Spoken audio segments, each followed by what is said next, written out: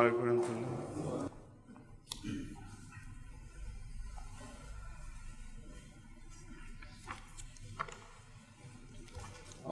بالله من الشيطان الرجيم بسم الله الرحمن الرحيم إن في خلق السماوات والأرض واختلاف الليل والنهار لآيات لأولي الألباب यकीनन आसमानों और ज़मीन şüphesiz gökyüzünün ve yeryüzünün yaratılışı ve gece gündüzünün ardı arkaya gelmesinde büyük alametler vardır. Akıllı sahip kimseler için büyük mucizeler, büyük alametler vardır. Bu ayet değişik şekillerde Kur'an-ı Kerim'de tekrar edilmiştir, zamanın değişmesi vesaire. Fakat burada bu ayet ayrı olarak vahiy edilmiştir.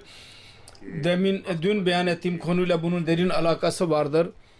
Zamanın değişiminin büyük bir gaybi haberi vardır bunda. Ve zannederim Sahih Buhari'nin bir hadisi vardır. नहीं बुखारी की नहीं है मगर इस मज़मून से ताल्लुक़ रूहुल मानी में एक हदीस Ruhul Mani'de bir hadis vardır bununla alakalı olan. Bu zamanda bunun nazil olması Resulullah sallallahu aleyhi ve sellem gaybi bir haber olarak almıştır onu. Çok yüce.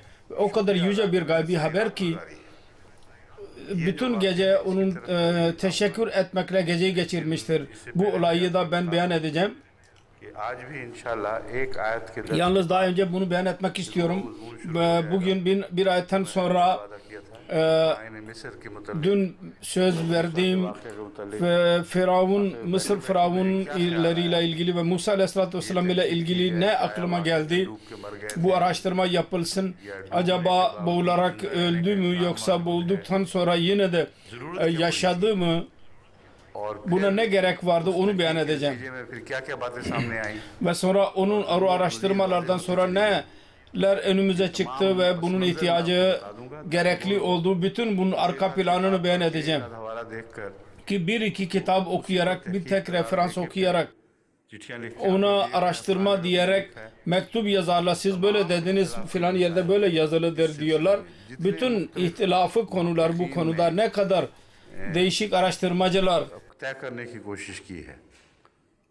bunları halletmeye çalıştılar. Hepsinin üzerinde detaylı olarak bir göz attıktan sonra bir netice çıkarıldı ve o neticeye dahi son netice demeyeceğiz ona. Yalnız şuydu ki cemaat arasında ben de araştırma yapıyorum ve cemaat dahi kuvvetli bir şekilde tekit ediyorum. Bunun üzerinde araştırma yapsınlar ve bunun zikri gelince neden bu gereklidir ve bu Kur'an'ın hizmeti için bu devirde çok büyük bir önemli bir araştırma konusudur. Üzerinde yalnız bugün değil, benim niyetim şudur ki Vakfe No çocukları arasından Avrupa'da ve Asya'da kalan çocuklar için akıllı çocuklara Egyptologist yapalım onları ve onların hieroglyphics yani okuma bilgisi kendisilerine öğretilsin ve onlar araştırma yapsınlar yeniden. Zahirde ben anlıyorum ve benim delillerim doğruydu. Derin Kur'an-ı Kerim'in yardımı onun kapsamındadır. Ancak araştırma konusunda yalnız bir yönden olmaz. Her bakımdan araştırma gerekli olur. Ve bu konuda inşallah Teala söz edeceğim zaman herkes anlayacaksınız ki onun ihtiyacı apaçık olacak ve ondan sonra bu mektuplar bir zamana kadar durmuş olacak inşallah bakalım. Boşu boşuna mektuplar.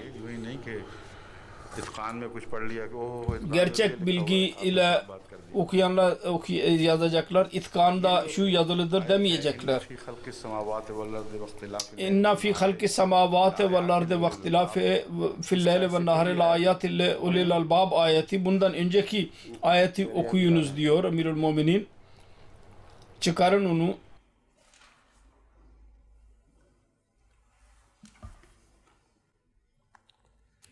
وَلِلَّهِ مُلْكُ السَّمَاوَاتِ وَالْأَرْضِ وَلِلَّهِ مُلْكُ السَّمَاوَاتِ وَالْأَرْضِ وَهُوَ عَلَى كُلِّ شَيْءٍ قَدِيرٌ.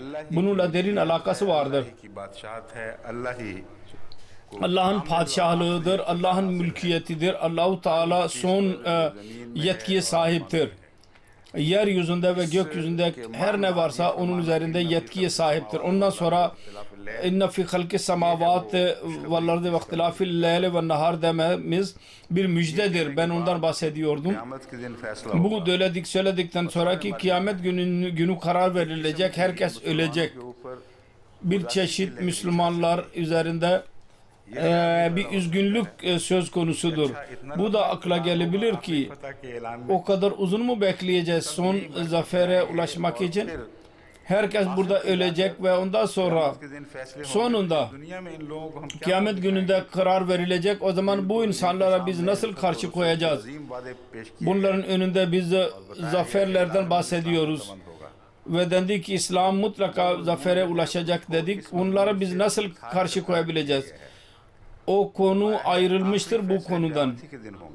Son kararlar kıyamet günü verilecek ve son kararda iki şey vardı beyan ettiği. Birisi cezanın son kararı yutavaffavna'nın konusundan bu anlaşılıyor. Bu dünyada ecir insanın eline geçer. Ecir geçmez demeyelim bu dünyada, fakat ahiretteki ecir o kadar fazla olacak. O kadar mükafat fazla olacak ki sanki bu dünyada hiçbir şey yaşanmadı. Onun için kıyamet gününde size mükafatlar verilecek demek nispeti olaraktır ve konunun sonu olaraktır. Nispeten şöyle ki hem burada verilecek, evet veriliyor. Günlük biz müşahede ediyoruz.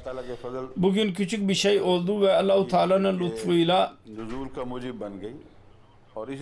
Allah-u Teala'nın lütfunun nazil olduğuna sebep oldu ve gün göre küçük bir tevekkül Allah-u Teala'nın lütuflarını çeker ve o kadar fazla cemaatta biz onu müşahede ettik ki bütün alemgir cemaat buna şahittir. Buna rağmen dememiz kıyamet gününde siz ecir verileceksiniz demek apaçık anlatılıyor ki buradaki ecir bir örnektir, küçük bir örnek. Asıl ecirler kıyamet günü verilecektir size. Bununla alakalı olarak cezadan bahsedilmiştir. Kıyamet günü onlar ceza görecekler ve onlar bir şey değil denecek kıyamet gününü. Gelip geçiciydi, onların elinde fazla bir şey yoktu. Onlar hakkında dahi beyan şöyledir ki bu dünyada da karar verilecektir. Unutmayasınız ki yalnız kıyamet gününde kötü kaderleri ortaya çıkacak ve sizin hayır kaderi son karar kıyamet gününde bağlanacak. Tabii ki bu dünyada da olacaktır. Ve bu dünyada olacaksa göreceksiniz ki ne kadar büyük bir zafer idi. Fakat buna rağmen zannetmeyiniz ki budur sizin için. Konu budur. Bununla alakalı olarak beyan ettiğim ilk ayet وَلِلَّهِ مُلْكُ السَّمَاوَاتِ وَالْأَرْضِ وَاللّٰهُ عَلَى كُلِّ شَيْءٍ قَدِيرٌ. Kudretin bir örneğini Allah gösterecek. O örnek öyle kelimelerle beyan edilmiştir ki yalnız ulul albab onu tam olarak anlayabilecekler.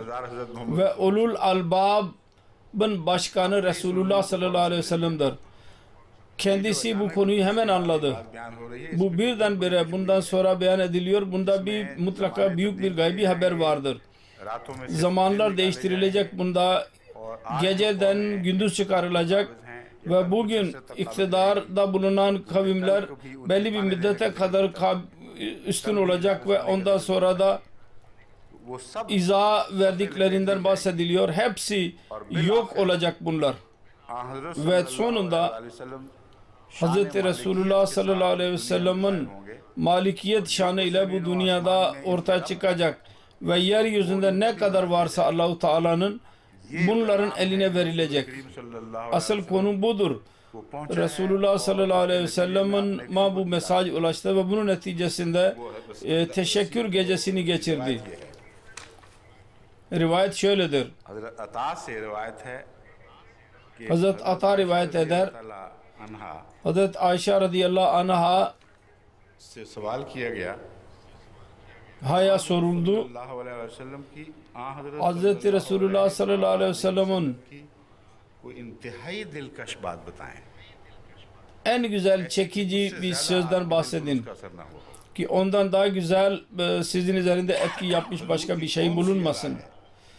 Resulullah'ın hangi yönü vardır ki çekici değildi? Hazreti Ayşe dedi radıyallahu anh'a. Ancak bir gece Resulullah benim yanıma geldi ve özel bir durumdu. Dedi ki bana izin ver Ayşe. Şimdi bakın ne güzel davranıştır. Karılarına nasıl davranırdı.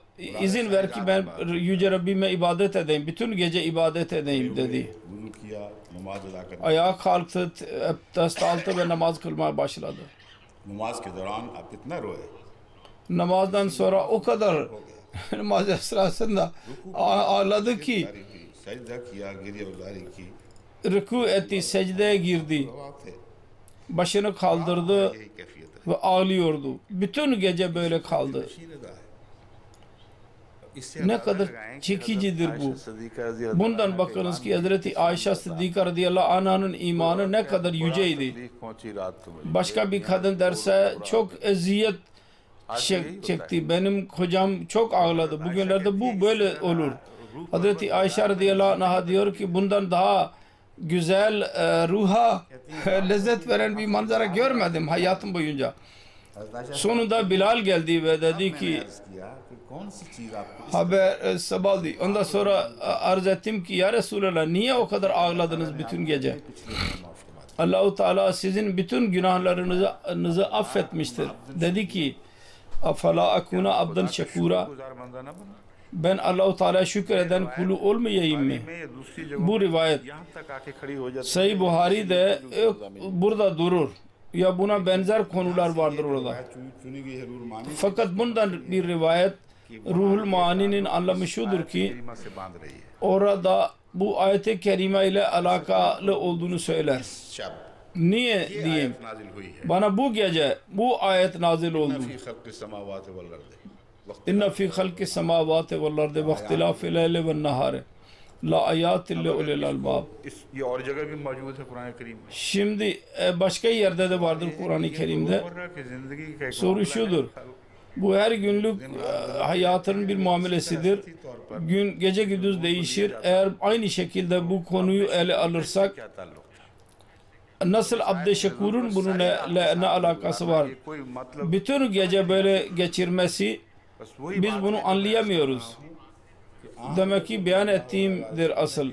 Hz. Resulullah sallallahu aleyhi ve sellem bu ayetten İslamiyet'in gelecek yüce zaferin müjdesini aldı ve ulul albab arasından onların başkanı olduğunu ispat etti. Yoksa birdenbire bu ayetten o kadar uzun teşekkür etmesi hiçbir insanın anlayamaz.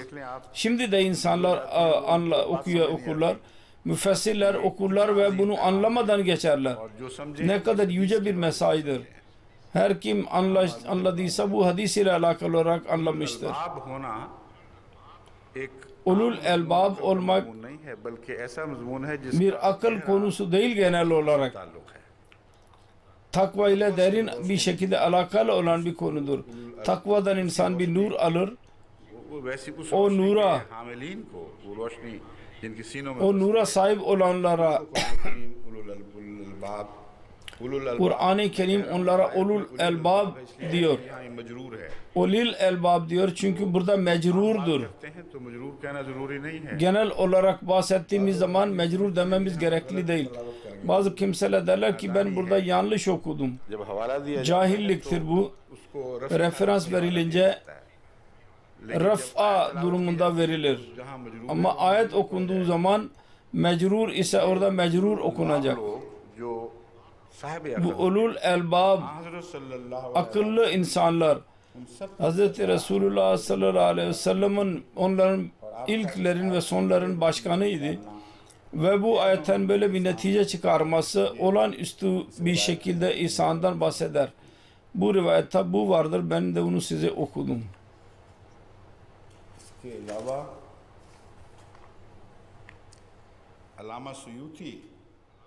Bundan başka Allame Seyyuti bu ayet hakkında der ki Hazret İbni Abbas radıyallahu anh rivayet eder, dedi ki Kureyş Yahudilere geldiler, sordular ki Musa hangi alametlere geldi?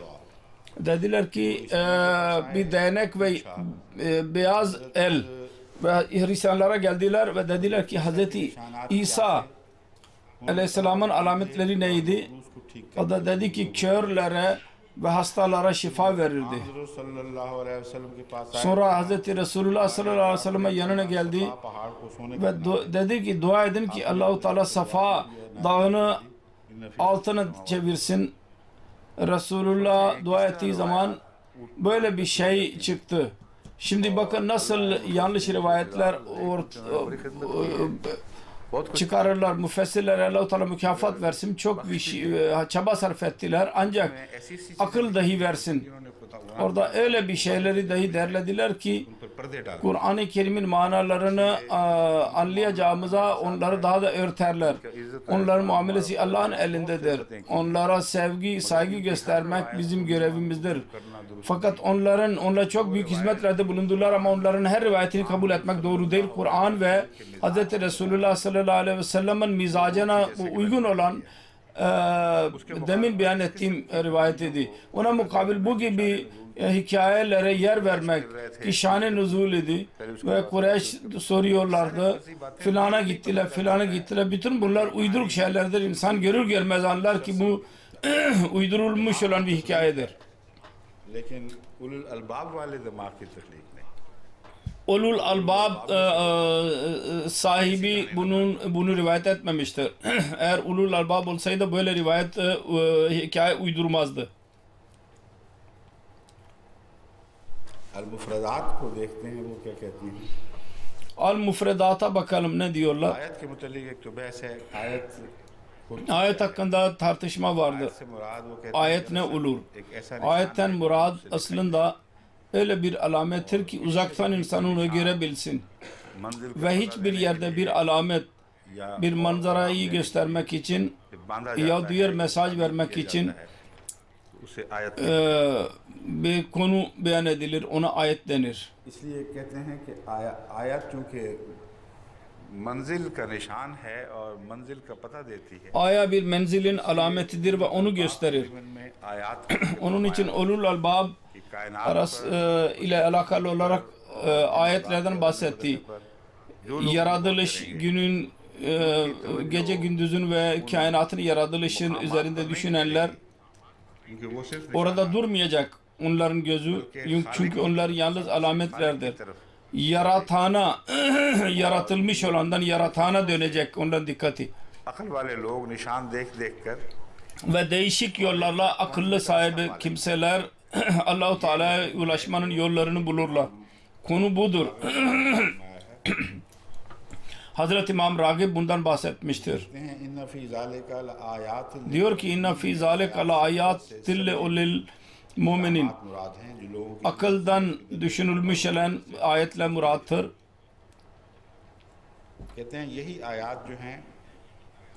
Bu ayetler derece olarak değişirler. Çünkü bu ayette ayatil lil müminin de denmiştir.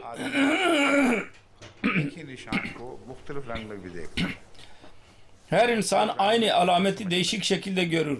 Değişik şekilde onu anlar. Onun için burada ayat kelimesi çoğul olarak kullanılmıştır. Değişik olması konusunda değil, nasıl onlar ele alındı, anlaşıldı.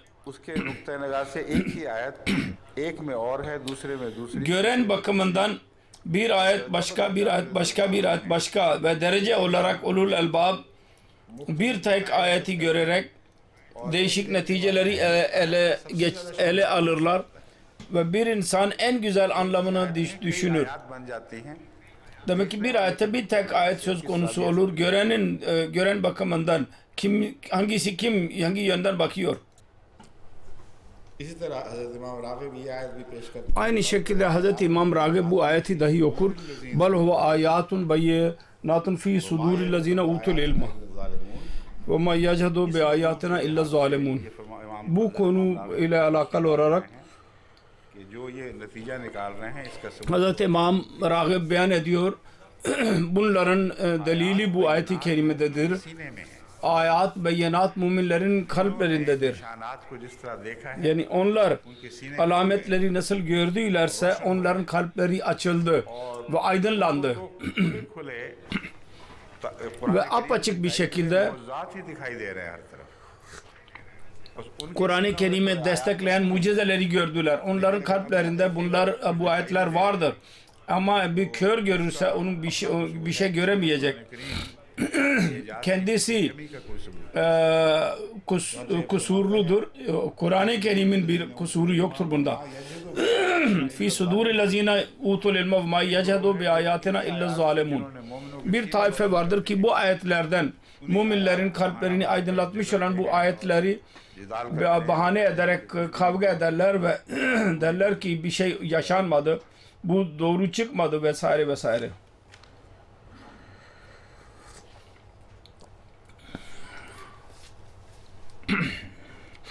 जो लफ्ज़ आयत है तो बहुत कसर से कुरान करीम में इस्तेमाल हुआ है। Ayet kelimesi Kur'an-ı Kerim'de çok kullanılmıştır.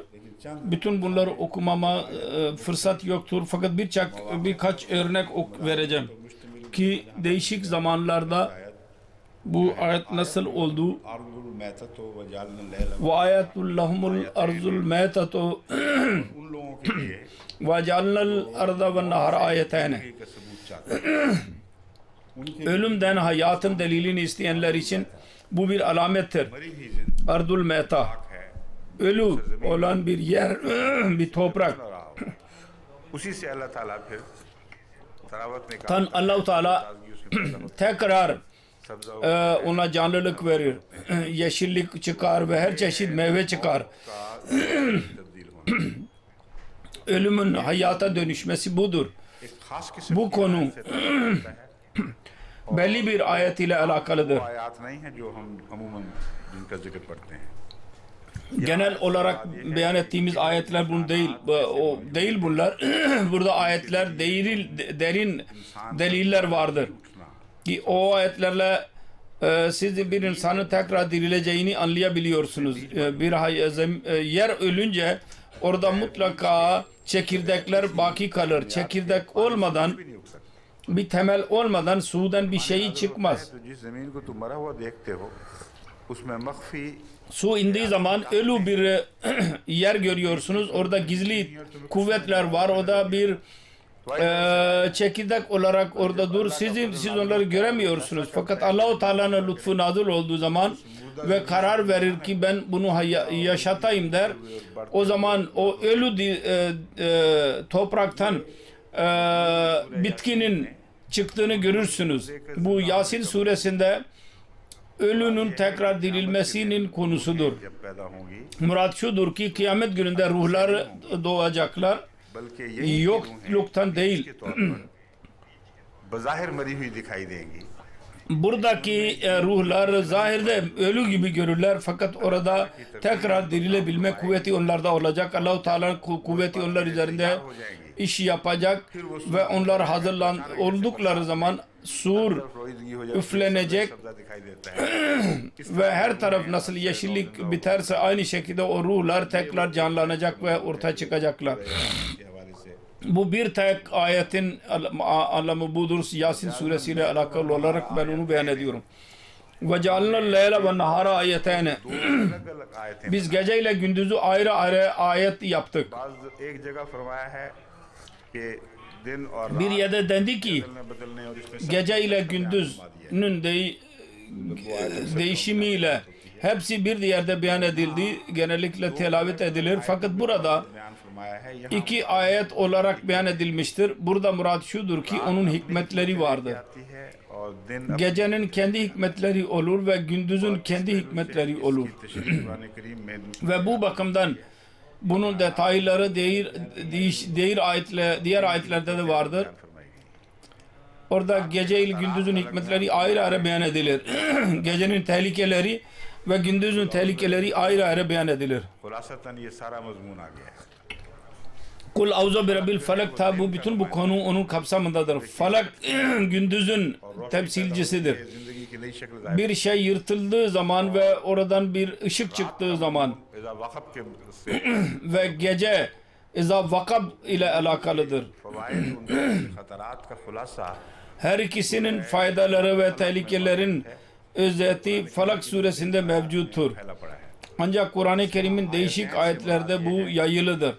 Burada ayetenden murat onların kendi faydaları var, kendi zararları vardır. Onlar üzerinde düşünmeniz gerekir. İstifade ediniz ve zararlardan korununuz. Burada ayet bir alamettir. İyi bir şeydir bu ve bu kötüdür. Nasıl yol kenarında alametler olursa aynı şekilde Allah-u Teala düşüncenin her safhasında bir yolunda bir tahta yazmıştır. Gündüzün tahtaları ayrı, gecenin tehlikeleri ayrı. Bu yüceliklere götürecek, bu da düşüklere götürecek diye yazmıştır Allah. Ve ayette yükseklerden bahsedilmiştir. Atacluna be kurri'in ayeten tabasun. Aş-Şuara 132. Siz her yüksek yerde bir alamet mi yapıyorsunuz? Burada alametler murad Allah-u Teala'nın alameti değil, Allah-u Teala'nın muhalif kuvvetlerinin kendi yüceliklerinin delilini göstermeleri. Bu alamettir ki burada beyan edilmiştir. Yücelikleri Allah-u Teala yaratmıştır. Orada kendi Allah-u Teala'nın bayrakları vardır. Halbuki Allah-u Teala'ya götürmeli. Siz her yerde alamet, biz çok yüceydik dediniz. Ve eski kavimlerin tekrar ortaya çıkarılmıştır kazılardan sonra. Ve geografi bakımından yahut arkeoloji bakımından bir kazı yapılmıştır. Her yücelikte bir alamet vardır. Rhine Valley'nin alametini görürsünüz. Her iki tarafta dağların üzerinde kaleler görürsünüz. Ve değişik padişahlar değişik zamanlarda o kaleleri yarattılar. Fakat hepsi dağların başındaydı. Kendi yüceliklerini alameti olarak görürlerdi.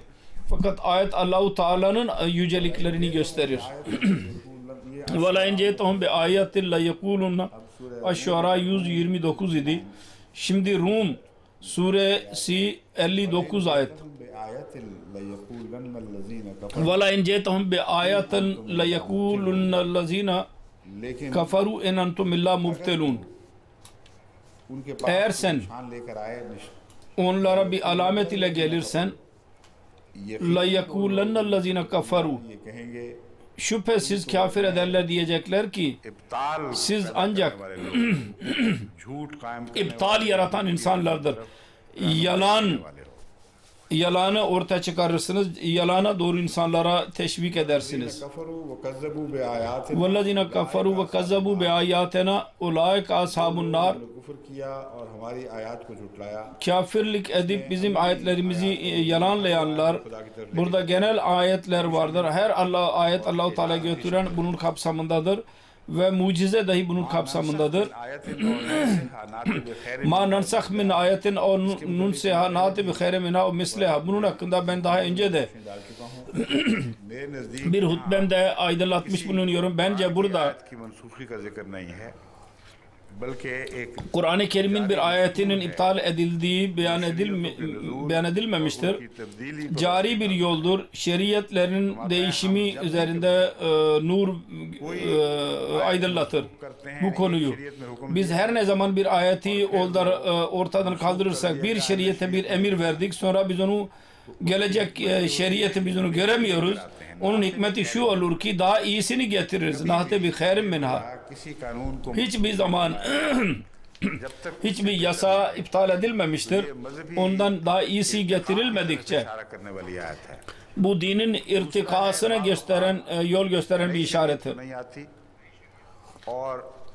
İkincisi, yeni şeriat gelmez. Yeniden bazı ayetler iner. O unutkanlığı yok etmek içindir. İki şey beyan edilmiştir. Ma nansakh min ayetin ev nunseha. Nunseha'dan murad insan unutturursak biz izin veriyoruz, unutun diyoruz. Bi khairin minha o misleha. Aynı yol ile geliyor, aynı şekilde. Eğer şeriat eski zamanların şartlarını yerine getirerek sona erdiyse onların yalnız geleceğe muntakil olma yeteneğine sahip olan parçaları öbür tarafa getirilir. Ama geçmişte kalanları Allah-u Teala yok ederse Allah-u Teala hiçbir nimetini geri almaz. Ve Allah-u Teala'nın şanına aykırıdır ki onu alarak geri alsın. Onun izalesini şöyle beyan etmiştir. Kötü bir şeyi alarak daha kuvvetli bir şey verir.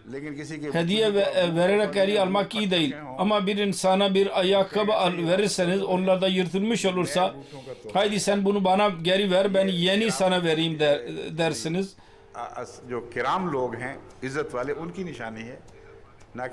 Bu iyi insanların alametidir. Düşük insanların alameti değil ki hediyeyi geri alırlar. Allah Teala der ki şeriat daima böyledir. Hangi kavimler bazı şeyleri unuttu ilerse ya biz onların unutmalarına izin verdiysek onların konularına biz aynen tekrar yere koyduk. Ve kimlerden biz eski bir kelamı geri aldıysak ondan daha iyisini biz verdik. Hiçbir zaman olmadı ki bir şey iptal edilmiş olsun ve daha iyisi onlara verilmesin. Nunseha konusu gayri şer'i peygamberlerle alakalıdır. Sık sık bazen eski sözlerinin anlamlarını insanlar unuturlar. Onları hatırlatmak için aynı vahiy tekrar iner. Daha önce inmiş olan. Ümmeti Muhammediye bu gibi örneklerle doludur. Değişik evliyalar kelam-ı ilahide tekrar muhatap oldular. Fakat yeni bir şeriat indiği manasında değil, Kur'an'dır tekrar onlara inmiş olan. Şunu demek için ki bunun manalarına üzerinde düşünmemiz lazım. Bu zamanın insanları bunu unutuyorlar. Bu kötülükler söz konusudur. Bunları uzaklaştırmak için bu ayet bir alamettir, bir yol göstericidir, bir hidayettir. Bundan istifade ederek bu konularda araştırma yapın, çaba sarf edin. Bu vehyin tekrar edilmesi Nunseha ile alakalıdır. Hz. Mesih Maud Aleyhisselatü Vesselam'ın ilhamlarında dahi çoklukla ayetler inmiştir. Aynen bu konudadır. Onun için demek Mesih Maud Aleyhisselatü Vesselam'ın da buyurduğu gibi ben asla şeriatın bir noktasını dahi iptal edemem. Halbuki ben sizin unuttuğunuz, yanlış anladığınızı ben açıklamak için geldim. Ben tekrar geldim ki onu size anlatayım. Onun için Kur'an-ı Kerim'de beyan edilen, devamlı bir talimat olarak beyan edilen konuları aynen değiştirmeden Mesih Maud Aleyhisselatü Vesselam'a ilham edilir. Şunu demek için ki bu zamanda bu terbiyeti ve manevi ve bilgisel konular üzerinde tekrar düşünmeniz gerekir.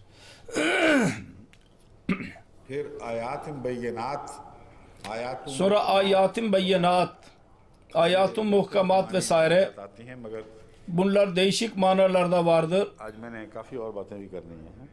Fakat bugün ben birçok şey beyan edeceğim. Onun için bugün şimdilik ben onu özetliyorum.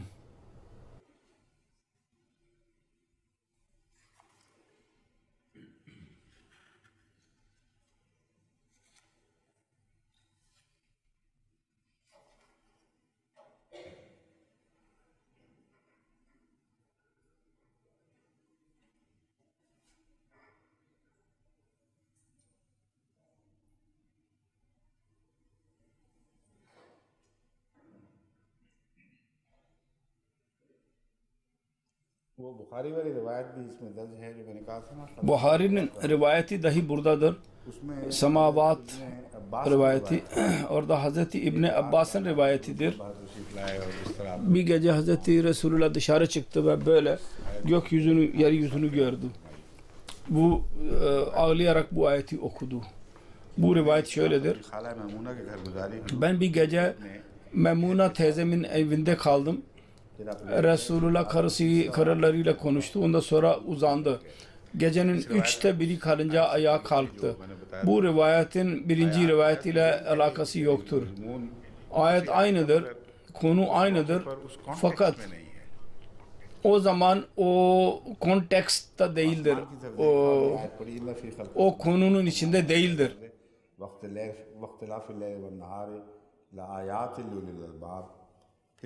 İnne fi halki semavati vel ardi ve ihtilafil leyli ven nahari la ayatin li ulil albab okudu ve ondan sonra 11 rekat okudu, ayağa kalktı ve Hazreti Bilal ezan okudu. Beyhari'nin başka bir şey beyan edilmiştir. Ayet aynıdır zikredilen. Sahih Buhari'nin rivayetlerinde başka bir zikir dahi vardır.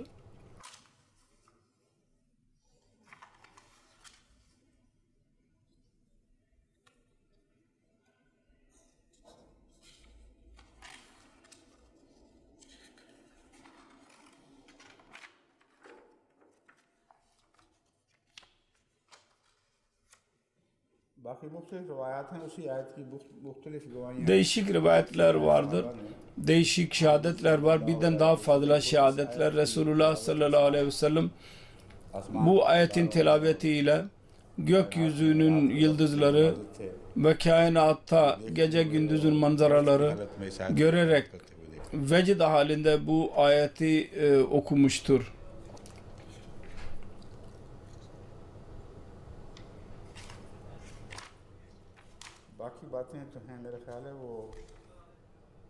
Diğer konuları öyle önemli konular değil burada beyan edilen. Hz. Mesih Aleyhisselatü Vesselam'ın bir referansı verilmiştir. Not gönderenler. Bu detaylı ayet ile alakası vardır. Demin zikrettiğim genel olarak biz onları okuruz. İnne fi halki semavati vel ardi ve ihtilafil leyli ve nahari la ayatin li ulil albab. Ellezine yezkurunallaha kıyamen ve kuuden ve ala cunubihim ve yetefekkeruna fi halki semavati vel ard. Bu ayet ile alakalıdır bu referans. Bu ayet ile bunun alakası yoktur. Onun için ben onu şimdilik bırakıyorum.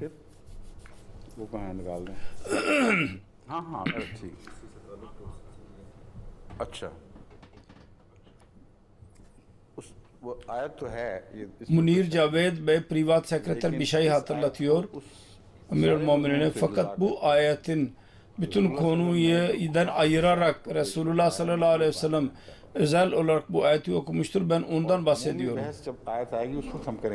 Ve genel olarak biz ondan bahsedeceğiz zamanı gelince. Fakat burada bu konu ile karıştırmayalım. Hz. Resulullah sallallahu aleyhi ve sellem bu ayet ile alakalı olarak bazı konuşmalarda bulundu. Çıkarın onları. Nerededir? Budur. Ale İmran'ın sonunda bu ayetler vardır. De okunan ayetlerin hepsi mevcuttur. Bu konu üzerinde Hz. Mesih Aleyhisselatü Vesselam detaylı olarak sonuna kadar aydınlatmıştır. Bir ayeti ayırarak Hz. Resulullah sallallahu aleyhi ve sellem aynı ayet üzerinde bütün gece teşekkür ederek Allah-u Teala'ya şükür etmiştir. Hz. Ayşe radıyallahu anh'a bunu ayırmıştır ve demiştir ki bu zamanda teşekkür hisleri bütün gece ağlayarak geçirdi. Ayet buydu.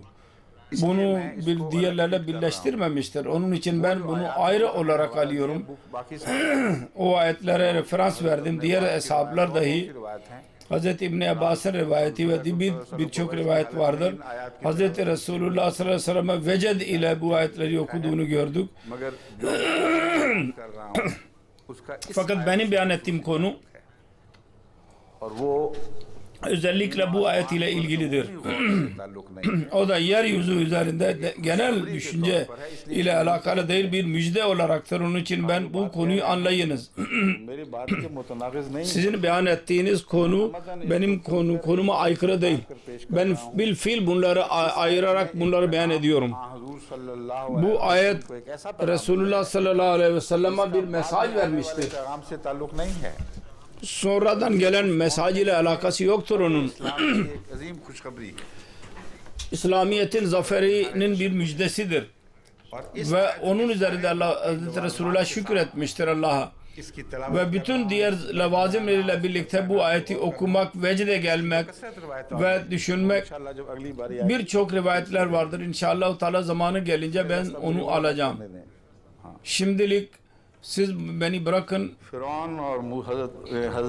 Firavun ve Hz. Musa ve hikayesi ve bunun arka planı nedir ve bu araştırma nereden nereye kadar gitmiştir, bütün bunları ben sizin önünüze koyacağım. Çocukluğumdan beri biz duyduk Hz. Musa aleyhisselam ile karşıya çıkan ve sonunda ölenin naaşı ortaya çıkarıldı. Bunun son harf olarak aynı düşünceyle ki bütün dünya kabul etmiştir. Aynı Firavun aynıdır. Biz tesellili bir şekilde insanların önünde söz sarf ettik. Fakat ben buraya geldiğim zaman aklıma geldi ki şimdi cemaatin yabancılarla büyük bir alakası vardı. Şimdi çocukluğumuzdan zamanında duyduğumuz bunların işine gelmeyecek. Yabancılarla karşı çıktığımız zaman onlar delil verecekler. O zaman bu konu üzerinde onların elinde kuvvetli bir madde mevcut mudur ki açık bir şekilde meydan okuyabilsinler ve desinler ki Kur'an-ı Kerim'in verdiği haber %100 doğru çıktı. Bunun üzerinde araştırma yaptığımız zaman birçok şey ortaya çıktı. Ve Firavun kim idi? Kur'an-ı Kerim'in ayetleri hangi bir manzara ortaya çıkarır?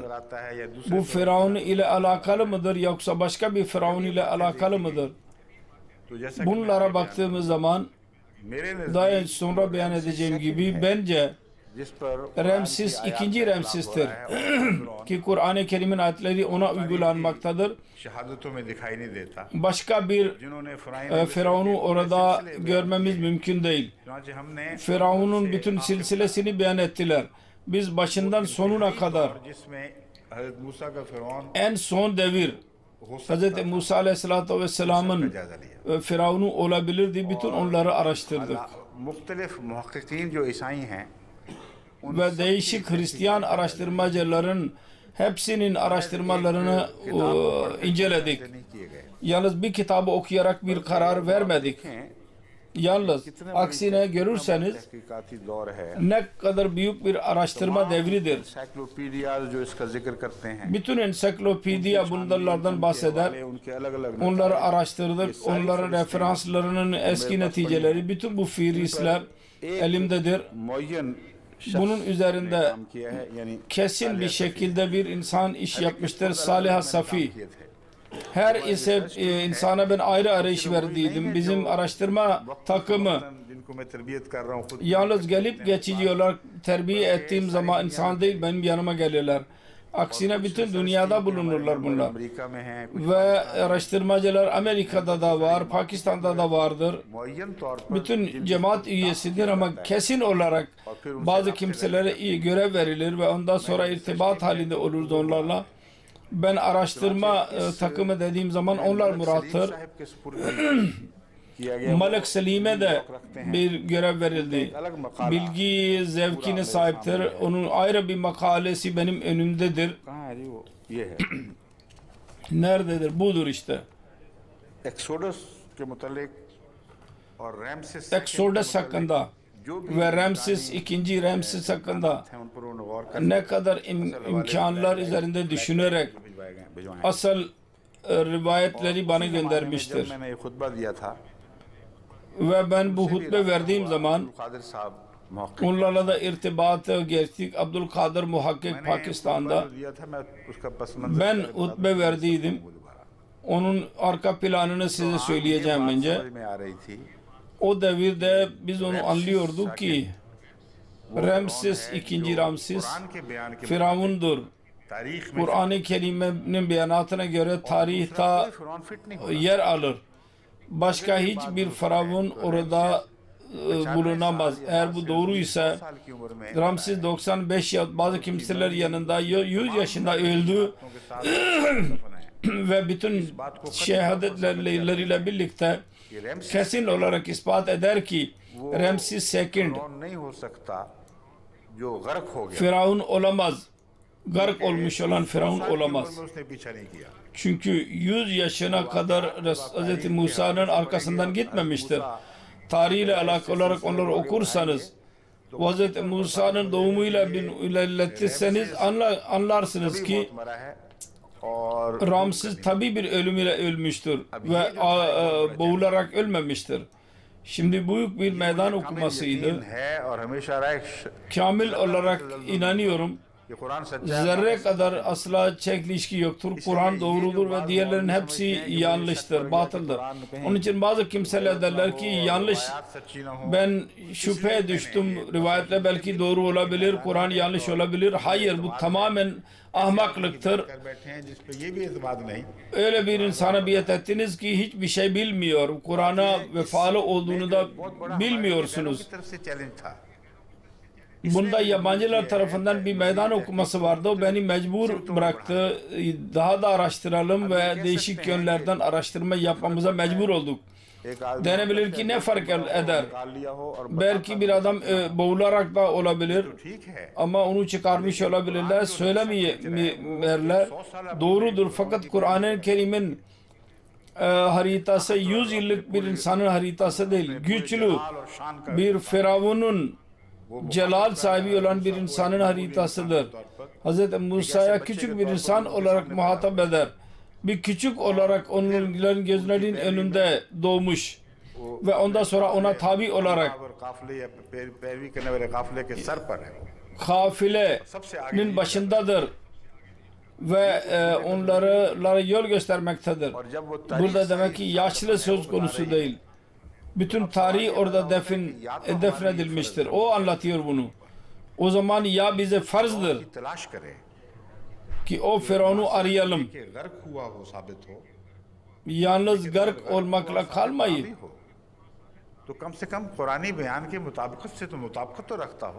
En azından Kur'an-ı Kerim'e uygun olsun. Kur'an doğrudur. Ve doğrunun bir tek delilini ileri sürmemek, halbuki öyle bir şey inanmak ki el-yazu billah Kur'an'ın aleyhinde olur. Bunun birisi eğer saadet görürse, vefa derse bir aldanmadır bu. Ayet odur. Alamet olarak parlasın. Bazı kimseler derler ki ayeti inkar ederler. Bazı kimseler inkar ederler derler. Allah der ki ayet gelir. Fakat bilerek onu inkar ederler. Şimdi denemez ki bizim tarafımızdan. Onlar inkar ederler. Onun için alamet idi gök ve ay, yıldız onu inkar edemezler. Onun neticelerini inkar ederler. Ayetlerden istifade etmenin anlamı bu değil ki ayet olmamıştır. Görürler fakat yine neticelerini inkar ederler. Bu zamanda ay ve güneşin tutulması bütün gazeteler kabul ediyorlar.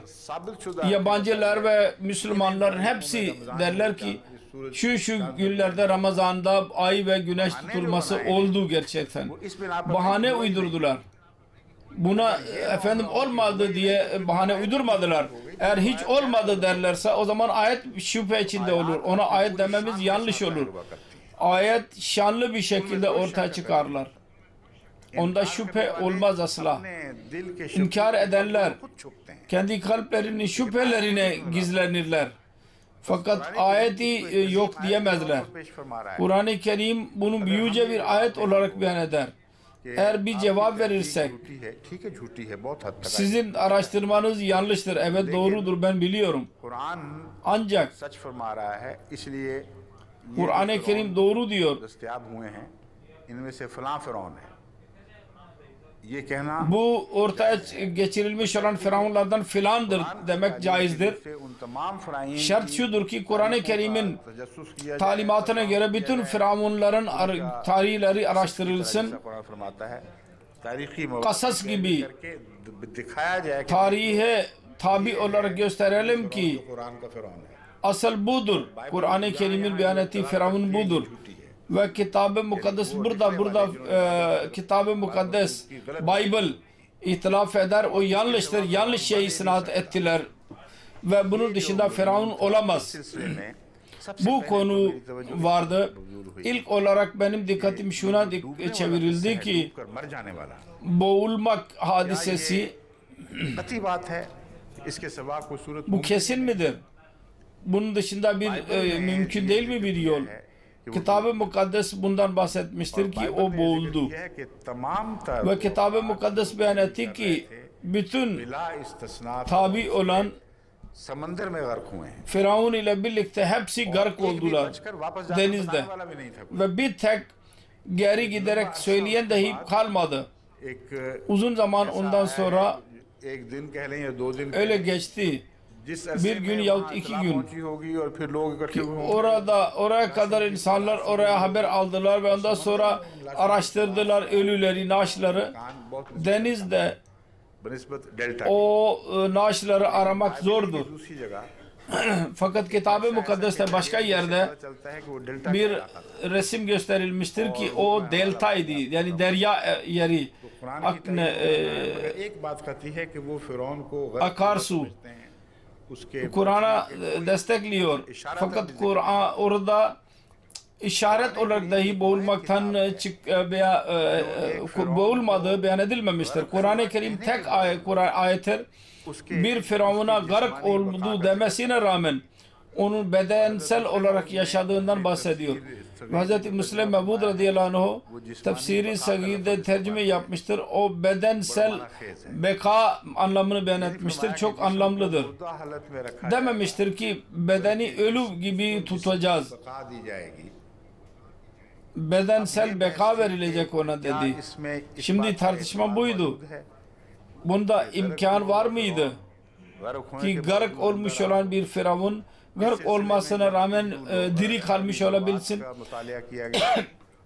Arapça lügatlara baktığımız zaman bu konuda Hz. İbni Abbas radıyallahu anh'dan rivayet edilmiş olan rivayetleri araştırdık. Kesin olarak anladık ki öyle bir insan, gark edilmiş olan bir insanın kurtulmasının imkanı baki kalır. Bu akla aykırı değil ve Arapça sözlüğe de aykırı değil. Gark olmuş olan bir insan kurtulsun. Bu gark kelimesiyle mutasadem değil, çelişki halinde değildir. Bu referansları ele aldığımız zaman bu alemi cihatta ilk olarak benim görevimdir. Cemaati ben uyardım. Yabancılarla karşı çıkarsanız çocuklar gibi demeyiniz ki biz inanıyoruz. İspat etmelisiniz. Kitab-ı Mukaddes'in önünde Kur'an-ı Kerim'in yüce bir mucizesi budur ki Kitab-ı Mukaddes onun gark olduğunu gösterir. Ne beden ne de bedensel beka söz konusu değil. Ve Kur'an-ı Kerim burada bir fark yaratır. Dua etti ve biz ona dedik ki seni bedeninden necat vereceğiz sana. Onun için bu imkan Arapça sözlüğünden ispat edilir. Bazı eshapların asarlarından da ispat edilir. Onun için ben hutbede bu hikmet vermiştim cemaate. Siz boşu boşuna ısrar etmeyiniz. Bir tek anlam vardır demeyiniz. Başka bir anlamda mümkün olabilir. Ve o manayı göz önünde bulundurarak Kur'an-ı Kerim'in yüce bir mucizesini insanlara gösterebilirsiniz ki onlar sessiz kalacaklar bunun önünde. Eğer bu imkanı baki bırakmazsanız bu netice çıkacak. Daha mucize gerçekleşmedi denecek. Ama siz onu ispat etmedikçe aynı Firavun ele geçirilmiştir. O da gark olmuştu. O zaman nasıl bu ayet olacak? Ayet olur ve ondan sonra delil alınır ondan. Ayet eğer olmadıysa nasıl iddia ediyorsunuz? O zaman sessiz kalın. Ancak sessiz kalarak ve faali bir şekilde araştırınız. Benim düşüncem buydu. Bir nefes alma fırsatını ele geçirelim. Ve bu kesinlikle delillerden ispat edelim ki eğer bu ispat dahi olursa ki Firavun ölerek ölmemişti. Firavun Hz. Musa Aleyhisselatü Vesselam'a karşı gelen, o zaman yine Kur'an-ı Kerim'e şüphe içinde değil. Çünkü Kur'an-ı Kerim'de bir açık mahal vardır ki o Firavun boğulmuş olsun ve yine kurtulmuş olsun ve ondan sonraki hayatı manevi hayattan uzak fakat bedensel hayatı baki. Bu hutbenin beyan ettiğim hutbenin özeti budur. Buna yardım olarak Şeyh Abdülkadir Muhakkik Dehlevi bir referans gönderdi. Daha önce ben hiç onu okumamıştım. Yazdı ki Talmud'da aynı konu beyan edilmiştir. Ve bu Talmud Hz. Resulullah'tan önce değil sonuna kadar var olmaktadır. Caridir bu. Bu galiba Hz. Resulullah sallallahu aleyhi ve sellem'den sonraki bir referanstır. Çünkü ondan önce bütün araştırmacılar derler ki işaret olarak dahi hiçbir kitapta Hz. Musa'nın Firavun'un naaşının korunması yahut onların mamilerinin korunduğu asla beyan edilmemiştir. Bukai yazmıştır. Kur'an, Bible ve Science bilgi bu konu üzerinde detaylı bir şekilde bunu aydınlatmıştır. Ben onu her kelimesini okudum. Ancak onun araştırması dahi birçok eksiklikler vardır orada. Zahirde Kur'an-ı Kerim'i desteklemektedir. Ancak o Kur'an-ı Kerim'i desteklemesi bizim için faydalı değil. Çünkü ne kadar meseleleri hallediyorsa o aynı şekilde meseleleri ortaya çıkarır. Fakat bir şey o da kabul eder. Ki kesin olarak Kur'an-ı Kerim'in bu beyanatından önce bütün alemde hiçbir yerde zikredilmemişti. Hiçbir yazı elimizde yoktu. Hiçbir tarih demiyordu ki o günün firavunlarının mamileri korunmuştur ve yer altındadır. Yeryüzünde konularının ortaya çıkması yalnız bu kadar yeterlidir. Kur'an-ı Kerim'in yüceliğini göstermek için. Şüphesiz eğer o Firavun'u bulamazsak Kur'an-ı Kerim'in bu iddiası ki o firavunlardandır. Korunacaklar. Ve bu zamanda yakın firavunların naaşlarının ortaya çıkması, mamilerin bilinmesi büyük bir mucizedir. Fakat bu mucize eğer ispat edilirse mutlaka ispat edilecek ikincisi dahi. Ve lazimen gerçek Firavun'u araştırmak için, işaret etmek için Kur'an-ı Kerim'de delil olmalı. Bilgisizliğinden dolayı iddia ediyor ki Kur'an-ı Kerim'de bazı işaretler vardır Kitab-ı Mukaddes'te. Fakat Kur'an-ı Kerim'in mutalasından Kur'an-ı Kerim'i Firavun'u ortaya çıkarmak mümkündür diyor. Amirül Müminin diyor ki halbuki Kur'an-ı Kerim'de ki ayetlerde Firavun'a o kadar kuvvetli bir şekilde işaret edilmiştir ki dünyanın hiçbir kitabında o yoktur. Ben bu konuya tekrar geri geleceğim ve onun nuru altında şimdiye kadar benim inancım şudur ki Ramses ikinci Ramses idi, başka kimse yoktu ve diğerlerin hepsi hikayedir. Ancak buna rağmen açıktır. Ben araştırmaya da davet ediyorum. Ramses eğer kabul edilirse benim araştırma Arapça sözlüğe alakalı olarak ve Talmud bakımından mutlaka biz onu kabul etmeye mecbur oluruz. Eğer onu reddederseniz bütün delil sizin elinizde olacak, delil vermek ve bütün araştırma sizin göreviniz olacak. Araştırın ve Kur'an-ı Kerim'in beyanatına uygun olan Firavun'u çıkarıp gösterin. Tarihsel alakalar onunla uygun olsun ve sonra bu da ispat edin ki o boğularak öldü. O zaman yapın. Ben yasak demiyorum. Ancak ben diyorum ki ben detaylı bir şekilde takva ile uzun bir alemgir olan bir takımdan iş alarak onlara görev vererek değişik kitapların özetini ben oldum. Ben direkt olarak onları okuyamazdım. Bu araştırma daha devam ediyor. Bitmemiştir. O araştırmaya göre ikinci Ramsis olur. Başka birisi değil. Özet budur. Bu konuyla alakalı olarak birçok madde vardır.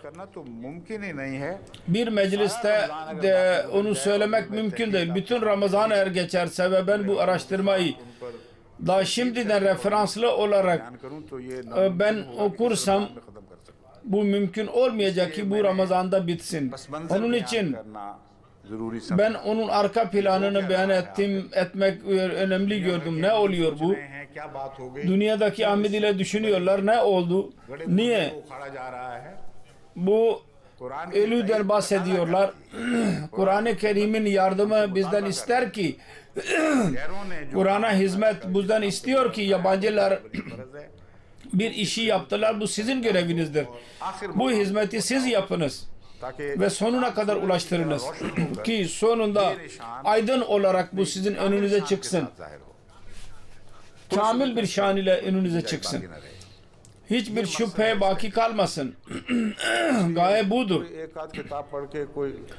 Onun için bir iki kitabı okuyarak birisi boşu boşuna düşünsün ki gerçeklere aykırıdır demek yanlıştır.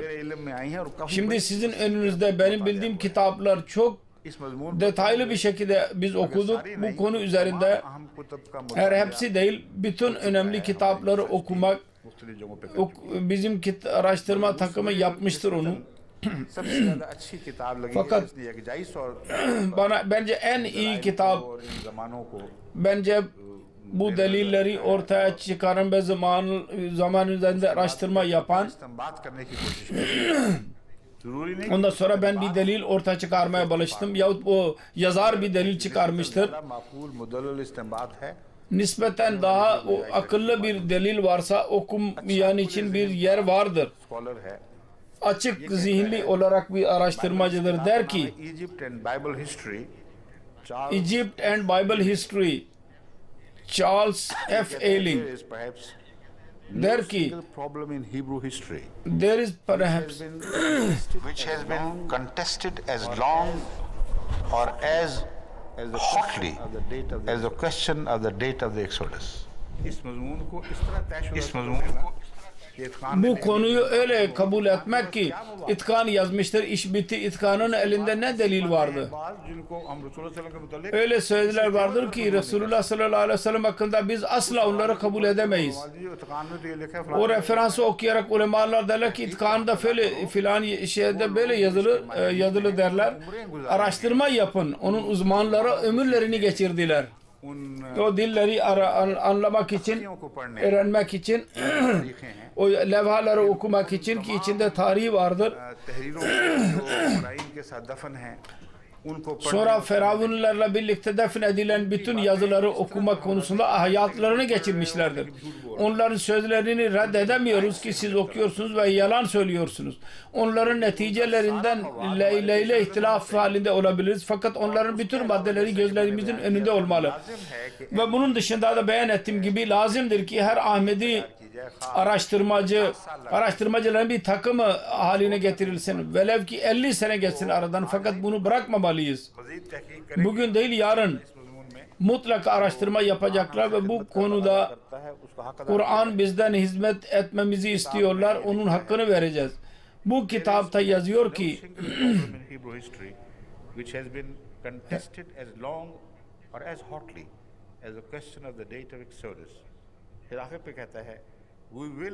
sonunda der ki the major positions on this issue held by 20th century scholars and present what we believe to be sound arguments for the so-called early date. Bu early days'dir. Bir de geçmiş değerdir. Middle date. 3 imkan vardır. Bunun üzerinde bütün tartışma bunun üzerinde dolaşmaktadır. Onun için düşünmek ki आखिरी नतीजा जाहिर कर चुकी है। araştırma kesin olarak neticesini vermiştir demek doğru değil. Mısır'ın firavunları मूसा का जमाना पाने का इम्कान है। Hz. Musa Aleyhisselatü Vesselam'ın zamanına ulaşmış olan 300 साल imkan vardır. Onlar hakkında ulemalar 200-300 sene önce ve arkadaki imkanlar beyan ederler. Bazı ulemalar Kitab-ı Mukaddes'ten delil aldılar. Ve Kitab-ı Mukaddes'i Bible'i hakem kabul ederek ondan zamana karar vermeye demişlerdir ki Heykeli Süleymani hakkında biz biliyoruz ki hangi senede yapıldı. Ondan önce Hz. Yusuf'a kadar Aleyhisselam'a kadar nasıl ispat edilir ve diğer bazı referanslarla ilgili Hz. Musa'nın zikri vardır orada. Onları göz önünde bulundurulursak ne kadar öncedir bu gibi hesaplar onlar yaptılar. Ancak bütün bunlar Kitab-ı Mukaddes'in bir ayetiyle bağlayarak sonra bir tahmin yaptılar ki ne zaman oldu. En ilk tarih 966'dır. Heykeli Süleymani'nin yapılış senesiydi. Ona 400 sene ilave edelim. Yani 1486 sene önce ve 1486 sene önce bu araştırmacılar bir defa derlerse zorluğa girerler. Çünkü o zaman o kadar eskidir ki Hz. Yusuf Aleyhisselam'a yaklaşır.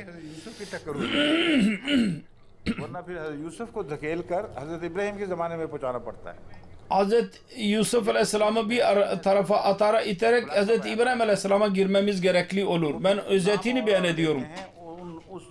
İsimler değişik isimler söylerler. O firavunlarla birlikte ne Kitab-ı Mukaddes'in konusu uygulanır ne Kur'an-ı Kerim'in konusu uygulanır onlara. Yeni teoriler gelirlerdi. Araştırma yapılırdı. Araştırmacılar yazarlardı. Hiçbir kitap Lahor'un yahut başka bir kütüphaneden bir yerde bulunmuş olan kitap okudular. Araştırma yapıldı derlerdi. Halbuki araştırmacılar daha sonra da yazdılar. Diğer bazı kitaplar vardır. Arkeolojinin referansları vardır. Araştırmacıların sonradaki takım baktılar ki Mısır'ın arkeoloji buluşlarında eski zamanı araştırmak konusunda yer altında bazı buluşlar bulunur. Orada Hz. Musa ve o Firavun'un asla zikri yoktur. Ondan sonra Filistin'e geri geldiler ve Filistin'de bazı gizli deliller vardı. Onlarla alakalı olarak söz söylediler ve çok yakın zamana ulaştılar. Uzak zamanı yerine. İspat ettiler ki bu arkeolojiler anlatıyor ki 1290 senesinden biraz 1300 bir şeye kadar derler ki bu hadise bu zamanda oldu. Bazı kimseler cüz'i deliller bakarak karar verdiler ki ondan daha sonraki zamana aittir bu. Ve bu zaman Hz. Davud Aleyhisselam ve Süleyman Aleyhisselatü Vesselam'a yaklaştırırlar. Diğer tarihin delilleriyle çelişki halindedir bu. Bütün bu araştırmalardır. Teker onlara bakmamız gerekir. Diğerlerle mukayese yapmamız lazım. Ve bunu Allah-u Teala'nın lütfuyla biz yaptık. Bu kitabın o zamanda ben bunu okuduydum. Kendim bazı alametler okumuştum. Privat sekreter başkaydı. Ben ona verdiydim ki sen onu al. Başka bir zaman ben onu beyan ettiğim zaman bunları okuyacağız. Birinci privat sekreter onu bir yere koydu ve unuttu. Dün bunu çıkardılar ortaya. Bir yerde vardı bu. Eski referans dahi vardı Şeyh sahibin. Benim karım hastaydı. Onun için dua dahi söz konusudur. Ondan sonra yazılıdır. Kanada hutbesinden bu başlamıştı. Ondan sonra onunla irtibata geçtik. O der ki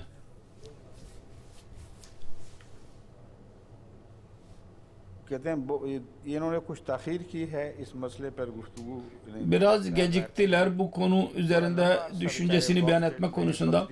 Çok uzun zaman prostat hastalığı vardı.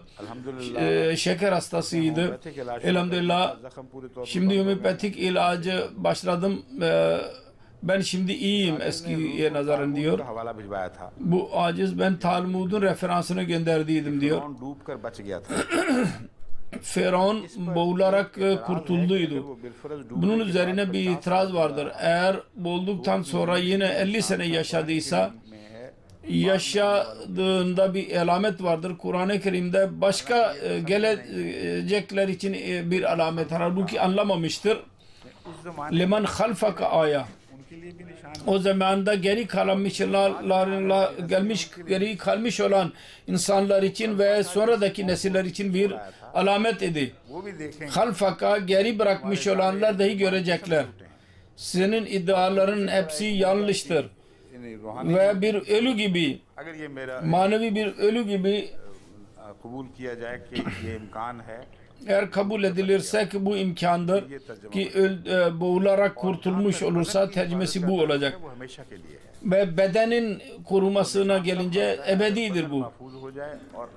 Eğer beden korunmuş olursa ve gelecekler için önüne konulursa o zaman bunlar için bir alamet olur. Her iki mana bakımından bu ayet doğru uygulanır duruma, uygulanabilir. Şimdi ben Kur'an-ı Kerim'in ve Kitab-ı Mukaddes'in referansıyla size anlatacağım ne oluyor. Nerededir benim notlarımın özetleri?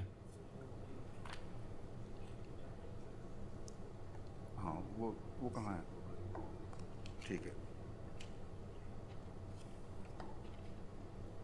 ये है, ठीक है। अब देखिए इम्कानात क्या क्या हैं। Şimdi bakınız imkanlar nelerdir? रैमसिस का शहर, Ramses'in şehri बाइबल में मिलता है, जिसको Kitab-ı Mukaddes'te onun zikri vardır. तामीर किया, उन पर बहुत बोझ Yahudi köleler onu yaptılar. Çok onlara yük yüklendi. Bu Ramses zamanında olabilir. कह सकते हैं। Ondan önce olduğunu söyleyemeyiz. Çünkü रैमसिस के ज़माने में Exodus Ramses zamanında ve ondan sonra olabilir. Daha önce olamaz. शहादत है, जो Bu kesindir, बार-बार मिलती है, delildir. नतीजे में Sık sık bizim elimize geçer ve bunun neticesinde bütün araştırmacılar mecbur oldular Ramses zamanını Musa Aleyhisselatü Vesselam'ın zamanıyla bağlamaya. उठा है Ondan sonra soru buydu. कि दो फराइन हैं जिनका İki firavun vardır. Musa Aleyhisselatü Vesselam'ın zamanını bulmuş olan. सिर्फ खुलासा बताऊंगा, वरना तहकीक की बहुत Ben şimdi özet söyleyeceğim, yoksa araştırma çok büyüktür. Onun belli bazı konuları size anlatacağım. Araştırma esnasında ben hangileri buldum ve niye sonunda benim yönüm buna yöneldi. Ben size fikrimi beyan etmiş bulunuyorum. En tuhaf olan budur ki रैमसिस के बाद उसके बेटे मिनफता Ramses'ten sonra onun oğlu Minfatah'a onun firavun olduğunu beyan eden araştırmacılar unuturlar ki इसी वजह से या उनके सामने पूरे हकायक नहीं थे कि yahut gerçeği bilmediklerinden dolayı ya belli bir sebepten dolayı Quran गलत eğer bu kabul edilirse el-İyazu billah Kur'an yanlış çıkar ve Kitab-ı Mukaddes doğru çıkar. Bible कतई तौर पर अपने उन तमाम Ve कवायद में Kur'an-ı Kerim वहाँ हमारा ispat edilmiş olursa Kitab-ı Mukaddes'in yanlış öyle bir netice çıkarmamız Kitab-ı Mukaddes'in bir iddiasını destekler ve Kur'an-ı Kerim'i yalanlayan bu mümkün değil, olamaz. Onun delillerini sizin önünüze koyacağım. चला है, इसकी मुश्किल ये है कि सबसे पहले Bu araştırmanın zoru şudur ki ilk olarak Seti'nin zamanına bakın. तक रहा है बस 10-11 sene kadar kaldı. में जबकि ऑपरेशन शुरू हुआ है Eğer Seti zamanında ki operasyon başladıydı, ameliyat, Hz. Musa Aleyhisselatü Vesselam'ın doğumu kabul edilirse onun neticesinde birçok mesele önümüze çıkar. Seti zamanında çocuğun o kadar büyük genç bir yaşa gelmesi थोड़े से सफर में जब वो मदीन पहुंचता है ve o küçük bir yolculukta Medine'ye gittiği zaman Kaviyun Amin olarak Kur'an ondan bahsediyor. जो ताकतवर जो गडरियों को एक तरफ Güçlü, उन कमजोर और bütün हिमायत कर रहा है çobanları bir tarafa iterek fakir, zavallı kadınlara yardım eden bu 10-11 yaşındaki çocuk olamaz. तो उसी दिन तो नहीं पैदा हो गए Çünkü Seti tahta çıktığı zaman aynı gün doğmamıştı. कवानीन जारी किए हैं 2-3-4 sene kaldı. Eğer aynısı ise yasalar ortaya koydu. Ondan sonra Ramses'te duramıyorlar. कि कुरान करीम की आयत से ये कतई साबित है कि वो डूबा और डूबकर मर भी गया Kur'an-ı Kerim'den kesin olarak ispat edilmiştir ki boğuldu ve öldü. पड़ता है Ramses'in zamanını geçirerek öne geçmeleri gerekiyor. Ramses'in zamanı, padişahlık zamanı 68 senedir. 67 साल तक 68 seneye kadar Hz. Musa oradan kayıp olmalı जहां उसका ve tekrar gelecek लिहाज से ये फिर oğlunun geldiği yerde. उठाकर Bu bakımdan doğumunu oradan ayırarak ikinci Ramses'in zamanını götürürler. बेटे के जमाने में ले जाते हैं Ve Firavun'un ölümünü onun ölümü oğlu zamanına kadar götürürler. ये कुरानी Fakat bu nasıl mümkün değil? के सामने Kur'an-ı Kerim'in beyanatına nasıl aykırıdır ben onu detaylı olarak size anlatacağım. की आयत की तिलावत Kur'an-ı Kerim'in ayetlerinin okumasıyla bütün konuyu anlayacağız. तौर पर Diğer referanslar yardım olarak kullanılabilir. Fakat gerek kalmaz. Bible का बयान टकराता है मैं बताऊंगा Buna mukabil Kitab-ı Mukaddes'in beyanı kabul edilmezdir. तवज्जो कमर Onu beyan edeceğim niye? İlk olarak benim dikkatimi çeken şuydu. Biz niye kabul ediyoruz ki iki Firavun olmak gereklidir? Bir Firavun doğum için जिसने बाद में टक्कर ली ve bir Firavun sonunda Hz. Musa'ya karşı çıkan. इस मुसीबत में फंस गए Neden biz boşu boşuna buna girdik? Mutlaka iki tane Firavundur. Niye dedik bunu? जैसे सारे Kitab-ı Mukaddes'in yani Bible'ın bir beyanatı vardır ki herkes bütün araştırmacılar orada takıldılar ve o da güvenilmez aslında. Onu size anlatacağım, o zaman hayret içinde kalacaksınız ki Kur'an-ı Kerim'in önünde Kitab-ı Mukaddes'in iddiası yanlıştır. Allah-u kelamı değil, bir insan onu araya koymuştu. Yazar bir tahmin yapmıştır. O dedi ki Hz. Musa Aleyhisselatü Vesselam geri gelince ilk Firavun mutlaka ölmüş olacak. Yoksa öyle bir tehlikeyi göz önüne alamazdı.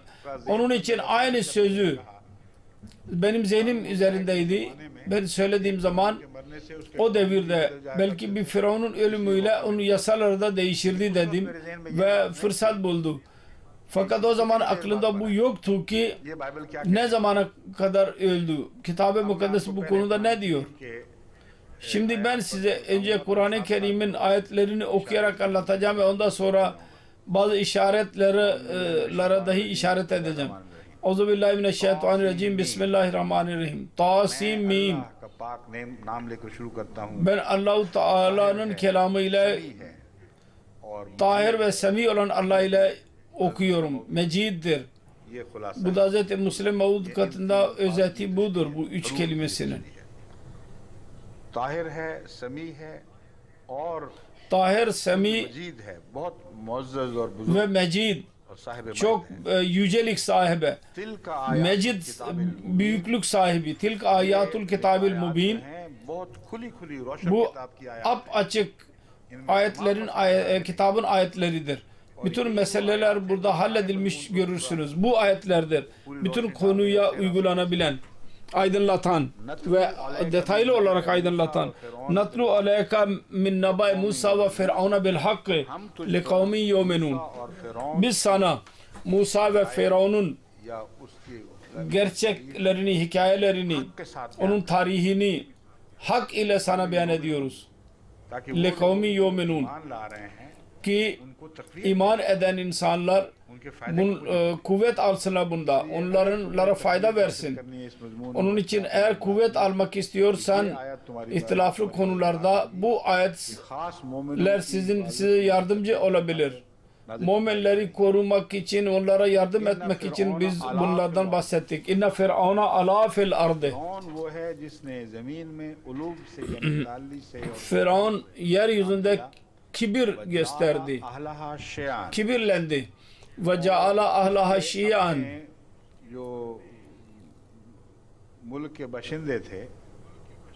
Ve ülkenin vatandaşlarını değişik hiziplere böldü. Divide and rule yoluydu. Eğer İngiliz hükümetinin böyle yaptığını derlerse yanlıştır bu. Kur'an-ı Kerim'e göre Firavun bundan sorumludur. Kur'an-ı Kerim onun hakkında başka şeyler de söyler. Çok kuvvetli bir Firavun idi. Fakotela kayfa kaddara. Ne güzel tedbir yapardı. O Firavun'dan bahsediliyor. Onun haritasını Kur'an beyan eder. Onu gözleriniz önünde bulundururuz. Daha sonra bütün sözler sonra olacak. Ve ceala ahlaha şiyan yastazifu taifatan minhum. Onlardan bir kısmını, hepsini değil, Firavun'un kavmi ve diğer kavimleri de onun kapsamındaydı. Onları birbirleriyle dövüştürdü. Fakat bir kısmını özellikle zayıflatmak planını çizdi. Ve onlar arasından onların erkeklerini öldürürdü ve kızlarını yaşatırdı. Bizim müfessirlerimiz Hz. Müslim Mevud radıyallahu anh detaylı olarak bunun üzerinde bahsetmiştir. Murat zahiri dahi olabilir. Öldürmek, öldürün de diyordu çocukları. Allah-u Teala ondan sonra cevap olarak ceza verdi. Ve onların çocukları öldü. Fakat bu aradaki bir tartışmadır. Ben bunu söylemek istiyorum ki Yastazifu'nun bir tefsiridir bu.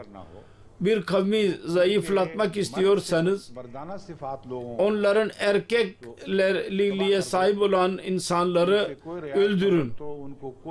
Onlara bir kolaylık göstermeyin. Onlara bir yol göstermeyin. Yer göstermeyin. Onlar zayıf olarak kalsınlar. Bırakın onları bu durumda. Bu da kadınlar aleyhinde bir söz değil, bir konsepttir. Kadınlık düşüncesi. Üstün olan bir insanın sözünü kabul ederek onun önünde boyun eğerlerdi. Onun kavmin insanları size köle olanlara ortaya çıkarın ve onların önünde azimli insanları helak edin. Bu onun bu yolu güzel bir yoldu. Hikmetli. Çok büyük akılla sahip bir Firavun idi. Normal bir insan değil. Onun için Allah-u Teala nerede beyan ederse Kur'an-ı Kerim onun yüceliklerinin sebebini de beyan eder. İnnehu kâne minel mufsedîn. Fesat çıkaran bir insandı. İnsanları böldü. Bazı insanları zayıflattı ve bazılara kuvvet verdi. Kötü şeylere kuvvet verdi ve iyi şeyleri baskı yaptı. Ve nuridu an namunna alellezîne istuzifu fil ardı ve nec'alehum a'immeten ve nec'alehumul varisin. Biz karar verdik ki karar veriyoruz. Geçmiş ile alakası vardır. Ama nurido konusu gelecekte de beyan edecek olacaktı, devam edecekti. Onun için demedi ki arada. Nurido dedi. Bizim bir irademiz budur. Annamunna alellezîne istuzifu. Firavun'un zayıflattığı insanlara minnet edelim. Fil ardı, yeryüzünde. Ve nec'alehum a'immeten. Biz onlara imam haline getirelim. Ve nec'alehumul varisin. Biz gelecekte onları o yeryüzünü o ülkenin varisi haline getirelim. Onlar orada zayıflatılmışlardı. Bu anlatıyor ki bu gelip geçici olacak bir karar değildi. Allah-u Teala Firavun'un bu zulmü neticesinde İsrail oğullarına bir lütufta bulundu. Onların zamanı sonradan gelecekti. Onun için gelecek ile alakalı olarak söz edilmiştir. Ala fil ard olarak geçmişten bahsedildi. Şimdi öyle bir konudur. İsrail'in yardımı ki gelecek zamana yayılıdır. Onun için Kur'an-ı Kerim geçmişteki referanstan, gelecekten bahsediyor. Muzari'a fiili kullanılmıştır. Ve numakkene lehum fil ardı. Ve biz karar verdik ki onlara yeryüzünde kuvvet verelim. Ve nuriya Firavuna ve Hamana ve cunudahuma minhum ma kanu yahzarun. Aynı Firavun zikri geçen o Firavun ve Haman ve onun ordularına korktuklarını göstereceğiz. Musa'nın sözleri tamamlanmasın diye.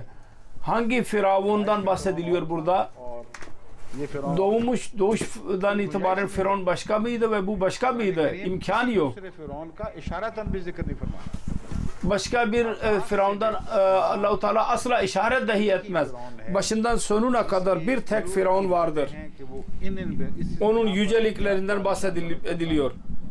Kendisini yüce kabul ederdi. Çok plan hazırlayan. Böyle bir Firavun idi ki tarihte onun yüce bir yeri vardır. Ve bugüne kadar 2. Ramses'e mukabil hiçbir Firavun ispat edilemez. O kadar yüce. Geçmişte bir Firavun ortaya çıktıydı. Onun zikri vardır ama onun tarihi çok şüphe içindedir. Ve hikayelerde daha fazladır gerçeklere nazaran.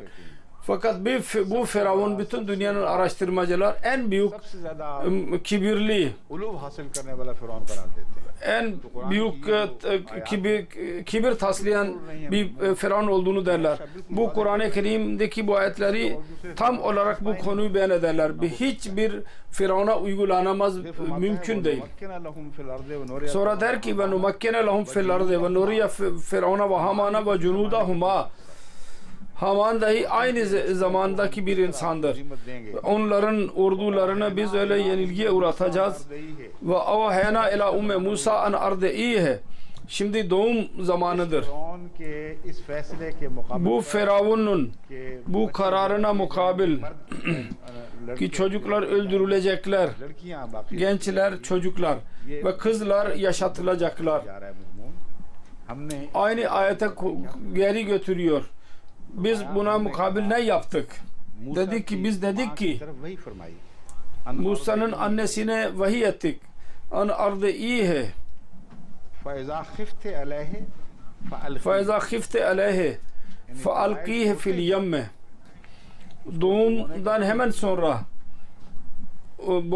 boğdurmak söz konusu değildi. Süt ve meme vermek emredilmişti, yoksa geri gelmesi mümkün değildi. Kendi annesinin sütüyle alışırsa, kişisel alaka kurulursa o kadar severdi ki bütün diğer sütleri yok ederdi. Bu hazırlanıyor Kur'an-ı Kerim'de. Biz dedik ki sen şimdi ona süt vermeye, emzirmeye başla.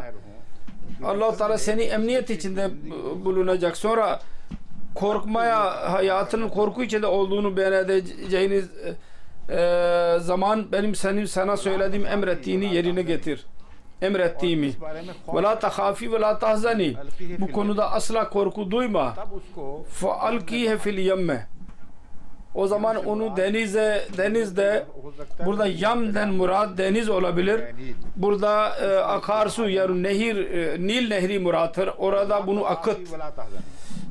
Ve la tahafihe ve la tahzani. Asla korkmamalısın, asla üzüntü duymamalısın. İnna radduhu ileyke ve cailuhu minel mursalin. Biz onu mutlaka sana geri getireceğiz ve onu Resul yapacağız. Onun hayatı gelip geçici olmayacak. Senin hislerinle alakalı değil. Bizim bu minnetimiz şu bakımdandır ki biz onu yüce işler için seçtik. Onun için ne korkuyorsun? Bizim korumamız altındadır. Anneden daha fazla Allah-u Teala korur. Yüce maslahatlar için Allah-u Teala onu göndermiş olur. Mutlaka ona üstünlük verir. Onun için anneye teselli verir.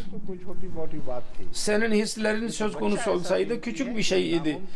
Bu o kadar değerli bir çocuktur ki mümkün değil. Biz onu korumayalım. Onun için sen teselli içinde kal. Bu nasıl mümkündür? Biz onu nasıl korumayalım? Biz onu mutlaka koruyacağız. Sonra Allah-u Teala der ki فَالْتَقَطَهُ آلُ فِرْعَوْنَ لِيَكُونَ لَهُمْ عَدُوًّا وَحَزَنًا Firavun'un Ali onun oradan aldı. Niye aldı? Aynı Firavun ile ilgiliydi bu gaybi haber. Bunun korunmasına sebep olan لِيَكُونَ لَهُ عَدُوًّا وَحَزَنًا ki sonunda onlar için düşman olsun ve onlar için bir üzüntü vesilesi olsun. Musa'nın annesine dedi ki sen üzüntü duyma. Fakat ehli bunu zahirde bunu korumuş olan Firavun hakkında dedi ki o Firavun ve onun ahli için bu düşman dahi olacaktı ve üzüntü vesilesi dahi olacaktı. İnna Firavuna ve Hamana ve cunudahuma kanu hateyn. Aynı Firavun'dan bahsediliyor. Hangi Kur'an Firavun zamanında doğdu? Onun zamanında bu Allah-u Teala'nın kaderi söz konusuydu. Onun zikri vardır. Her ikisi hatalıydı. Biz onlara ceza verecektik. Ve kâlet imrâtu Firavuna kurratu eynin li ve lak. Şimdi anlıyoruz ki bu aynı Firavun'dur. Ki evinde Hz. Musa Aleyhisselatü Vesselam yetişmiştir.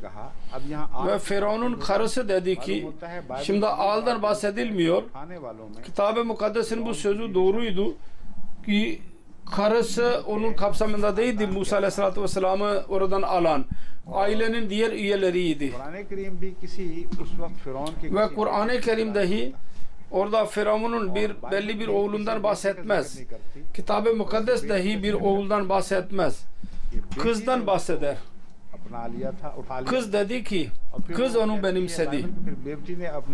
Ve der ki, sonra onu benimsedi. Kitab-ı Mukaddes. Oraya kadar Allah-u Teala der ki, onu Firavun'un ailesi onu aldı.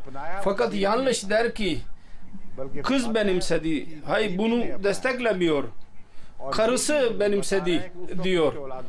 Ve bunu da diyor ki o zaman onun bir çocuğu yoktu Firavun'un karısının. Çünkü bu konu daha sonra şöyle beyan edilmiştir. Asa en yanfa'ana o nattehazahu veladan ve hum la yaşurun.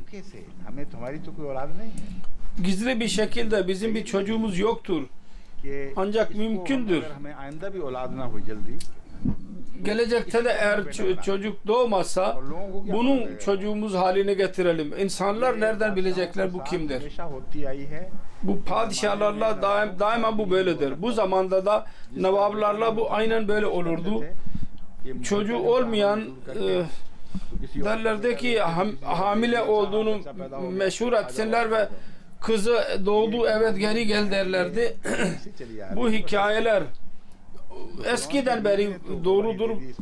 Firavun'un karısı dedi evet mesela yok başka birisinden alacağız ve bizimdir diyeceğiz.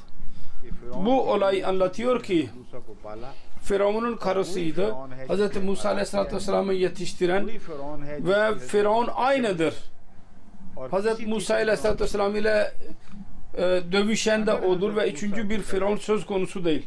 Eğer Hz. Musa Aleyhisselatü Vesselam'ın doğru Seti zamanında olduğunu dersek ve onun oğlu Ramsis ikinci bir Firavun dersek ki çok büyük işler yapmıştır.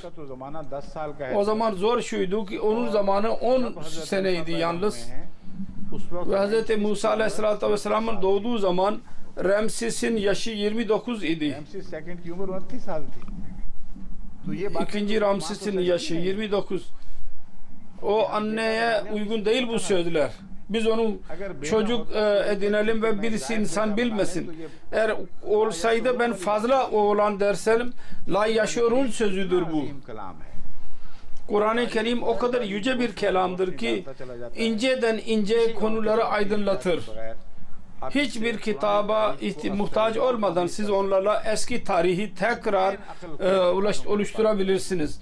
En akıllı şartlara göredir. Bugün zamanımız dolmuştur. Onun için geri kalanı yarın inşallah beyan edeceğim. Yalnız buradan gireceğiz işe söze. ki yalnız boş tartışma yapmayalım. Filan şöyledir, filan şöyledir, ben cevap verelim. Bu benim görevim değil. Bu gibi küçük şeylere girmek. Ben bütün dünyadaki cemaati terbiye etmek ve onlar bilgilerini çoğaltmak için bu konuyu Kur'an ile alakalı olarak ve tarih ile alakalı olarak genel olarak size anlatacağım. Ondan sonra bizim araştırmamız devam edecek. Eğer birisi direkt yanlış bir şekilde bunu tersi söylemek isterse araştırmacı bir şekilde bütün yönlerini ma'lehu ve ma'aleh, lehinde ve aleyhinde düşünsün ve araştırmasını bize göndersin. İnşallah Teala biz mutlaka onu okuyacağız. Ancak faksların cevabını vermeyeceğiz. Evet, faks faydalıdır ama aynı zamanda da zararlıdır. Selamun aleyküm ve rahmetullahi ve berekatuhu.